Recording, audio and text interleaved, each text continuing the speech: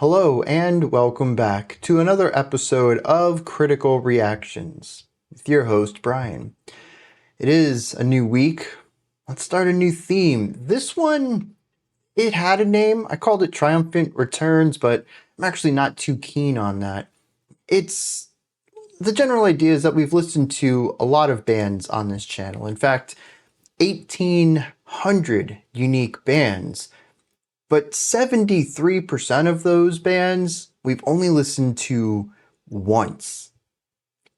Which means that the ones we have listened to repeatedly times, we've really listened to a lot of them. Those are going to be the Opeths, the Between the Buried and Me's, the Hakens, the bands that we've checked out almost a dozen songs from at this point.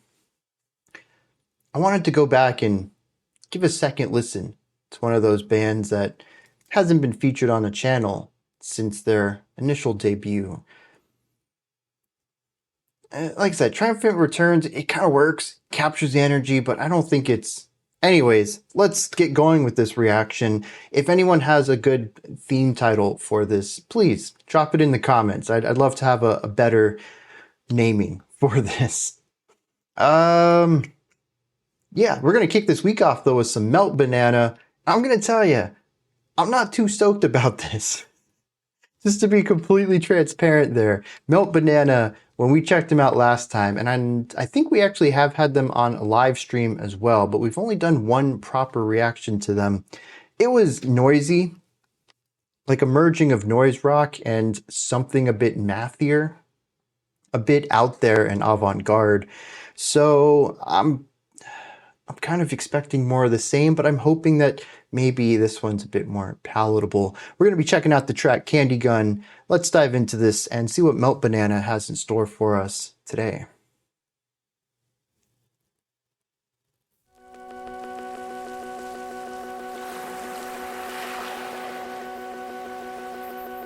That water sounds really refreshing. And then there's that, what is that high-pitched sounds? No. No. Sounds like tinnitus, not digging that.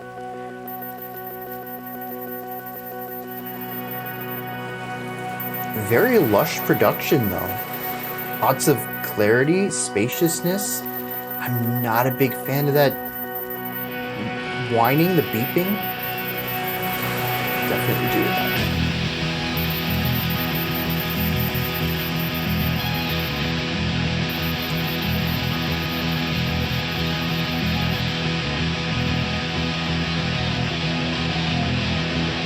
I think the frequency went so high until it just clipped out for me and I couldn't hear the frequency anymore.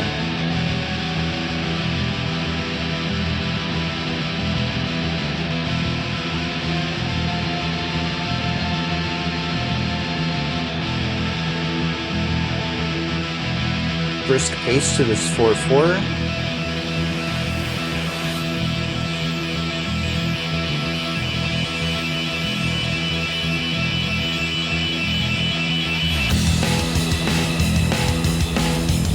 Okay. Sick bass line, great energy.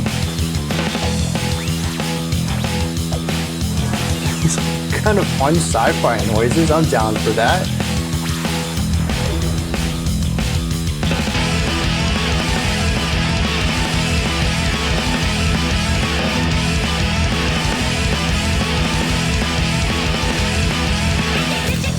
That fourth beat was wild on the drums.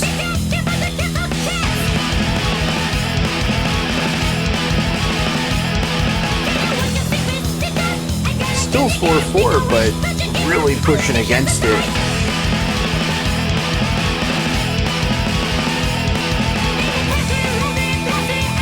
Is the drummer doing a 7 against 4 polyrhythm there?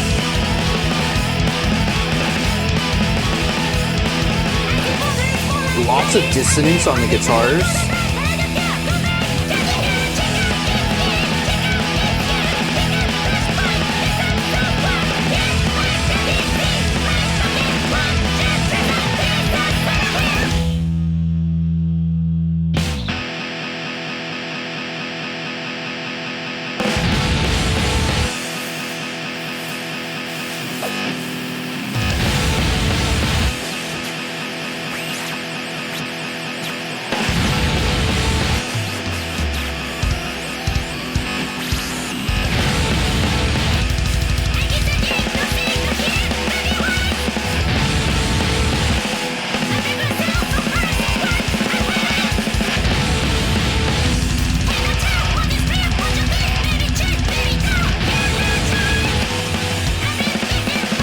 the contrast of the spaciousness versus the very full sounds.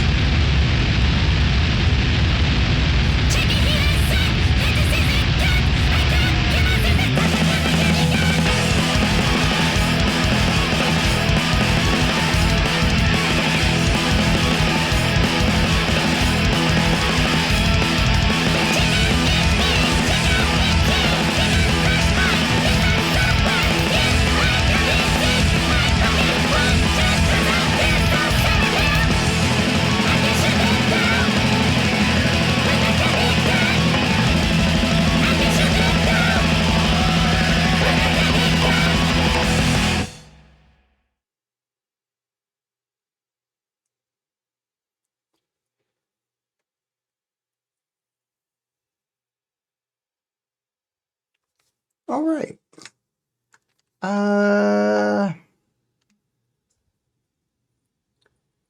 It's certainly a little more palatable than the last track we listened to from them.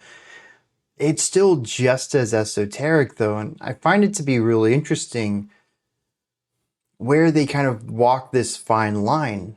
And I think in particular, the 1 minute intro of noises and sound and water, if you disregard that, although there is the bass lick that will eventually be used in the verse, but if you disregard that, I think the song is rather followable. I'm not going to say that this is a sound everyone's going to enjoy, but when we listen to the progress of the track and we kind of see how it shapes out, the foundation of it, how the ideas work, it's followable. It does have some really noisy sections, and we do get to be entertained with some interesting glitch stuff going on towards the end of the track. But generally speaking, this is a pretty straightforward verse, chorus structure.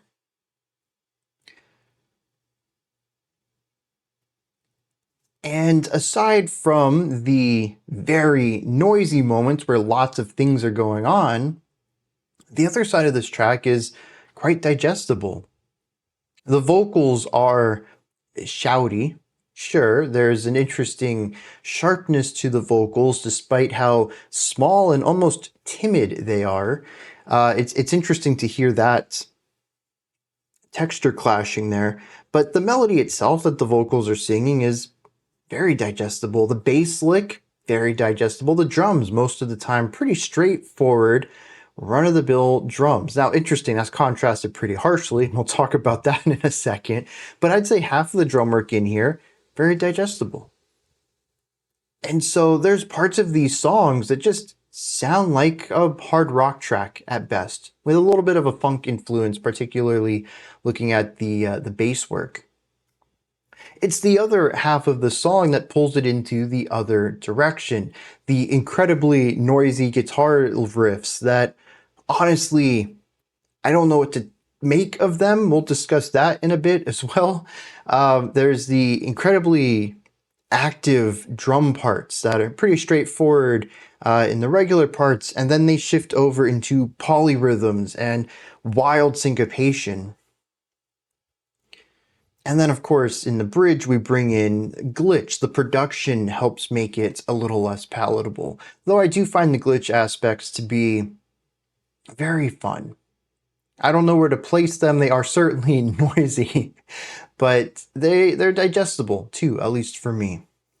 And so it's a song that kind of balances itself out, not by combining these two extremes and finding the middle point, but by simply coexisting, jumping from one extreme to the other. It really is the first 90 seconds then that turns this song into something that isn't necessarily something I want to come back to. I think the more abrasive parts of the track are fine enough, and I think that the balance as the pendulum swings back to the less noisy sections generally works for me. I don't know if it's something I would like to listen to all the time, but I didn't dislike it. It didn't bounce off of me as hard as the other track we listened to from them called Shield for Your Eyes, A Beast in the Well on Your Hand. What is their titles? What was a candy gun? I mean, maybe that's a gun that shoots candy. Hopefully not very fast. I think that could be a fun little party thing. If we're talking about candy for bullets, though, and a gun that's still designed to harm things, I'm not so down with that anymore. But anyways, I find this to be quite a bit more digestible, though maybe still not something I'd listen to all the time. The intro, though, is incredibly not palatable for me, which is wild because this kind of does merge things. I think that generally the water washing with the synth or maybe electronic or electric guitar sounds, it's kind of hovering around everything. It's fine. It works. I don't know what to make of it. There's parts of it that make me feel relaxed, the water in particular, but I think even the instrumental tones that are going on here are fluctuating between tension and release in a way that I didn't dislike it, even if I didn't really click with it. But what really pushes this into the realm of dislike is the high-pitched tone that frequents this. I had mentioned tinnitus. I don't know if I have tinnitus. I've never been diagnosed with it, but there are certainly times when I will just start hearing a high-pitched ringing that no one else will. It's not super common. It doesn't disrupt my day, and usually it's more of a, oh, I noticed that, and then, I'll unnotice it in a couple of seconds, or maybe my brain just begins to disregard it as garbage noise coming in or something. I don't know.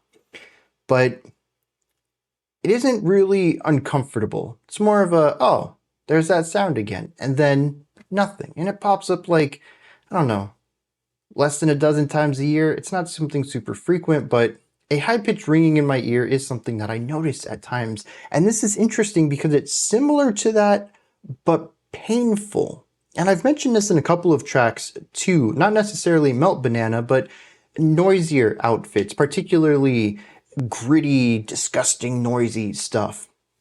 And the use of really high-pitched tones. And I've even seen comments mention that I look visibly distressed or uncomfortable listening to these sounds, and that is 100% accurate. It's only happened a few times. We've done almost 3,000 reactions on this channel, and I can probably count on one hand the number of times that a song has physically harmed me, but this was really close to that, to the point that where it begins to hurt to hear the sound. I will never understand why music needs to work with these frequencies and to stick with them for so long and just drone on these really high-pitched tones.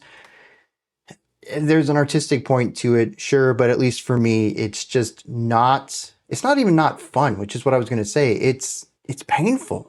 Or at least in this case, verging into that realm. I'm certainly in an element of discomfort listening to it. And it dominated my experience with the opening of this track. What I found was really interesting, though, is that this pitch at a certain point began to climb. And it got thinner and thinner until it just evaporated. And I was curious if the pitch was still existent at that point. I just couldn't hear it anymore. Regardless, the intro is not something I ever want to hear again, but I do think it's interesting them combining this calming sound of waves lapping up on a beach and the noise of the guitar and this droning of this higher pitched frequency. It's a combination of ideas that emotionally create a mixed atmosphere for me. One that is trying to simultaneously be anxiety driven and tense, as well as calming and refreshing. The production here, though, is incredibly lush, which I think is really interesting to contrast with the rest of the song that becomes very wall of sound. And while there's still a high fidelity element to the production, it's done so in a way to create these monolithic tones where the textures can kind of be felt individually, but it definitely lacks the spaciousness and glistening element that we got from the opening 90 seconds. Now underneath all of this, though, we have this really cool bass lick going on while the guitars are doing their thing and this pitch thing is winding up here. Actually, I think the pitch is gone by this point. We got this bass idea, though, and I was like, dude, this bass line is pretty cool. And then it's just the bass and the drums and the guitars are gone. And I was like, dude, I'm grooving here. The drums are super simple. Snare on every other beat. I don't remember if it was a 1 and 3 or a 2 and 4 idea, but very straightforward. The bass is super groovy, loving it, kind of funky. And vocals come in. Like I said, they're kind of cutting through. There's a sharpness to them, but also a smallness. I don't know how to accurately describe this. I mean, it's like the voice reminds me of the type of voice you would give an animated mouse. Something a bit higher pitched and narrow, but also incredibly sharp and aggressive, which is less character of animated mice, I suppose. I think it's interesting how much it cuts through everything and how aggressive it sounds, despite being so admittedly kind of small and timid. It's an interesting combination of tones that I think ends up working really well, if nothing else than for the novelty of that combination of timbres. But it's also paired with some really gritty music because not long after this, we begin to have this back and forth between a more driven, straightforward bass and drum idea, and then the wall of sound of guitars mixed with the polymetric drum stuff, or I should say polyrhythmic drum stuff. I don't think there's any polymeter in here at all.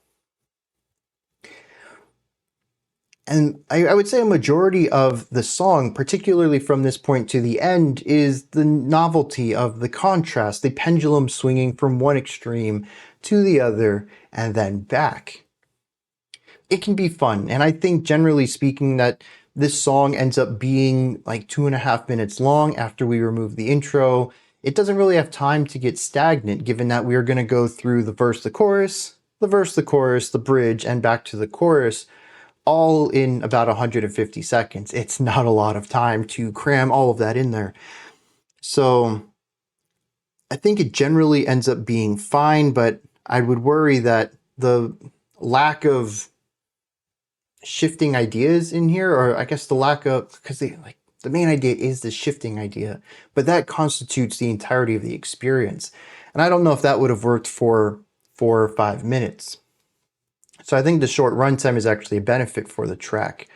In here, though, I want to bring up this drum part in particular because I found this to be rather interesting. I tried to count it out because the track is in 4/4 the entire time, but that drum part, and you know what drum part I'm talking about, it feels rhythmically like it's about to fall apart. The rest of the band is kind of hammering home these quarter notes, giving us this dot, dot, dot, dot, dot. And the drummer's just going bonkers. There's so much syncopation and offbeat accents, but also it doesn't seem like they're always hitting the same downbeats that the rest of the band is hammering home. I tried to count this out, and I'm probably wrong, but it feels like they're trying to get 7 beats in the same space that the rest of the band is putting 4, which is why it sounds so cluttered, but it also doesn't sound like it lines up as well. If they tried to put 8 beats in there, well, that's just doubling. It's playing twice as fast, but this is playing like 1.7 or 1.8 times as fast, whatever the 7:4 ratio ends up being. And so it's faster, sure, and almost twice as fast, which is something we can very easily feel. Subdivisions by 2 are pretty natural. Subdivisions by like 1.8, 1.85, that's not quite as natural. And so it feels like it's pushing against things rather heavily, but it's also an odd grouping. Doesn't really feel like it should work. What throws me off and why it's harder to count this out isn't just the speed that's going on, but also that the speed of the drum part ramps up towards the end of this bar. So we have the syncopation, the cramming of extra notes, creating this polyrhythmic ratio, and then also where it's rather consistent for 3 beats, or maybe like 2.5 beats, the final portion of it is a speeding up, a faster drum part.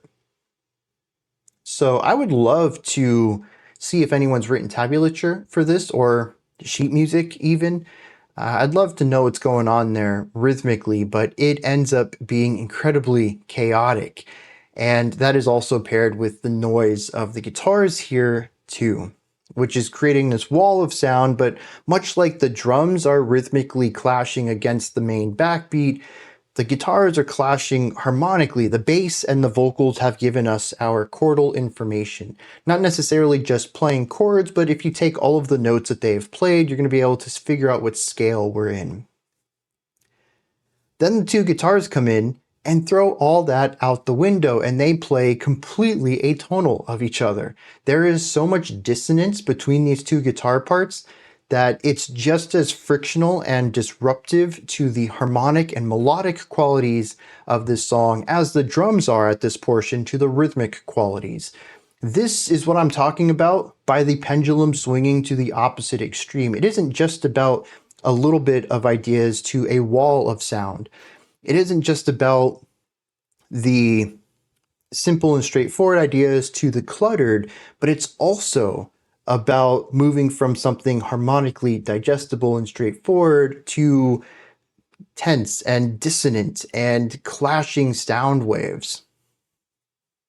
This song moves between these entirely polar opposite ideas so frequently and easy that honestly, I wonder why this song works at all. Because it does work, and I think that's the most baffling part about it. The more that I listen to it, it is two distinct songs, and we're switching the dial between the two stations at set intervals and getting the mix of the two. But rather than sounding like two distinct tracks, it all comes together. And it's not harmonically coming together, because I just told you that the harmony drastically changes in the more noisier parts. It's not the melodic section, because we don't really have melody in the heavier, louder, noisier parts. Those are places where the vocals don't show up at all. And it's not a rhythmic idea. It's not that there's a general groove that goes along through all this, because despite the 4/4 that persists throughout, the implied time signature shifts in these noisier sections as we get these polyrhythmic ideas. So what holds all of this together? I don't know, other than the fact that it's sort of noisy and disjointed from the very beginning of this track, so that when we get to this point where the pendulum is just swinging back and forth between two ideas, the disjointedness of that just feels normal. We've been doing this since the beginning. We had this gentle waves mixed with this high-pitched whine. Clashing ideas is the norm for this track. But I do think that there is a general fluidity to the ideas as well. I don't know how to explain this. Particularly, I'm not sure if music theory can explain this. Music theory is not really much of a theory, but just an observation of patterns.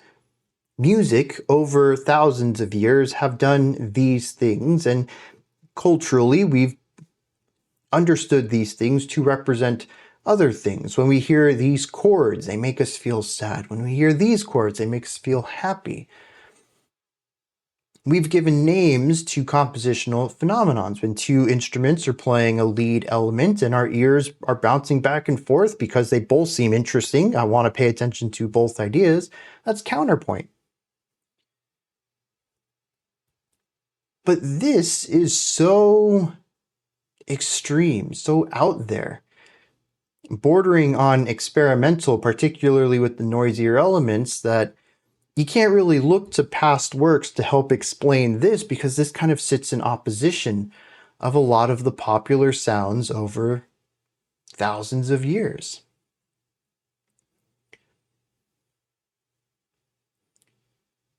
Regardless, I'd still love to hear somebody's take on this. Why does this generally flow? Why is there any palatability to this? Why doesn't this song ever fall apart, despite the fact that it is constantly in opposition with itself? I don't have an answer for that. But I think the fact that in my gut, I know it works, I listened to it, and it didn't fall apart, it says something. I just lack the vocabulary to explain what that something is. Let me take a moment to read some lyrics, and then we're going to wrap this one up. And I'm certainly unequipped to dissect the poetry to this track.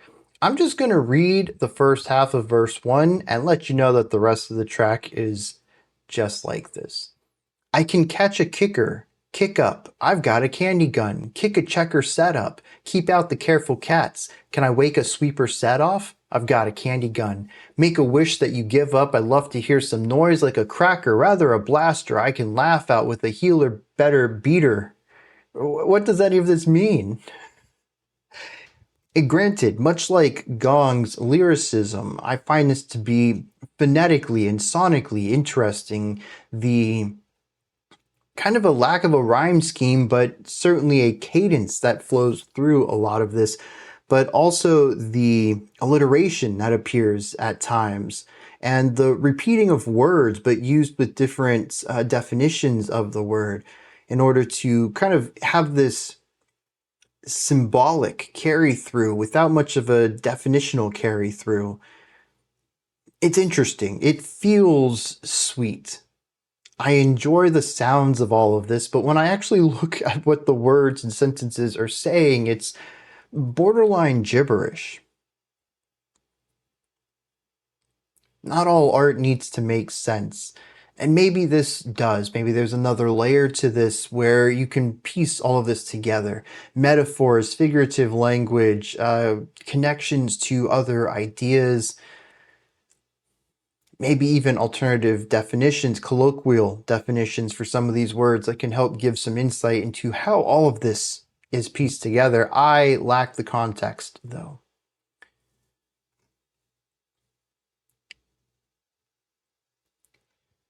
The outro, well, let me hit the chorus real quick. It says, check out. It's me. Check out. It's you. Pick up the flashpoint. Mess up. So what? Here are my candies in my pocket. Won't you try some? They're so sweet. Still doesn't make any sense to me. The outro simply says, can I shoot him down with a candy gun? I don't know. It sounds good, though. Maybe that's all it needs to be. These are my thoughts, then. For meltbanana's Candy Gun, what did you think of this track? Is there anything that stood out to you? Anything that you'd like to add on to what I said or correct me on? Do you have your own take or opinion on this track? Please put all of that, as well as anything else you'd like to add, into the comments section below. Above that, in the description box, you'll find a link to Linktree. Takes you here. You can find links to my music, ways to support the channel, a link to the Discord server, and so much more. Above that, if you could, like, subscribe, and ring the bell. I greatly appreciate all three of those. That wraps it up for today. I'll be back tomorrow, though, 5 p.m. Eastern Standard Time, 10 p.m. UTC as usual. Until next time, remember to be critical, not cynical, of the music you listen to, and have a fantastic morning, afternoon, or evening, whenever you choose to watch my videos.